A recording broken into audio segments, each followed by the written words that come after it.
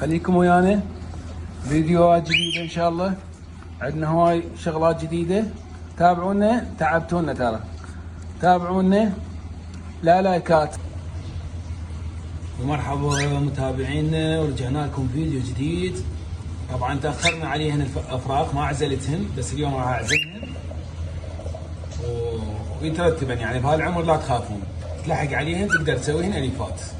هسه عمرهن تقريبا 45 يوم، ازيد شويه يعني 47 46 هالحدود هذا. تلحق عليهن لا تخاف. فنبدي نعزلهن اليوم. هذا واحد،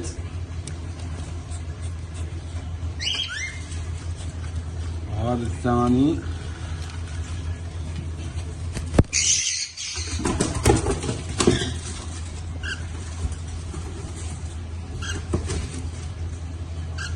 وهذا الثالث. بعدن صغار شوفون، يعني عادي يتألفن ويصيرن أليفات وحلوات، كلش طبيعي. بس أنا شوي تأخرت عليهن لأن هاي كم يوم كنت مشغول. بس إن شاء الله راح نبدأ بعزلهن. ورا ما نعزلهن شو نسوي لهن؟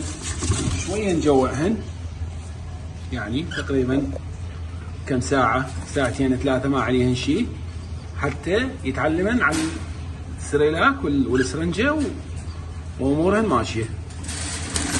هذا طبعا أكبر واحد بيهن. هذا بيدي، هذا أكبر واحد بيهن. شوفوا حتى بادي عض. بس إن شاء الله نسويهن أليفات. طبعا راح تقولوا ليش خليتهن بكرتون مو بقفص؟ كرتون حاليا أفضل، يا أما كرتون أو حافظة من هاي الحافظات البلاستيك. بس إنه بما إنه عمرهن كبير، فالحافظة البلاستيك ما تفيد. يعني الحافظة البلاستيك تكفي لها واحد اثنين مو أربعة. فكرتون أفضل إلهن من القفص. بالقفص راح يظلن يلعبن براحتهم، فما يتآلفن بسرعة. بس بالكرتون من تجي تفتح لهن الكرتون، تريد توكلهن على مود عمرهن يصير طبيعي، ما يخافن ولا يشردن منا ومنا.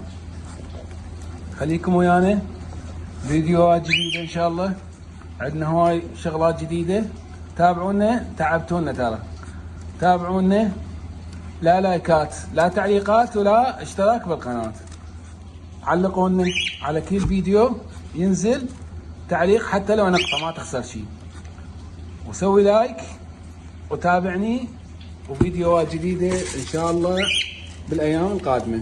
خليكم ويانا، واهم شيء الاشتراك الاشتراك الاشتراك. تحياتي.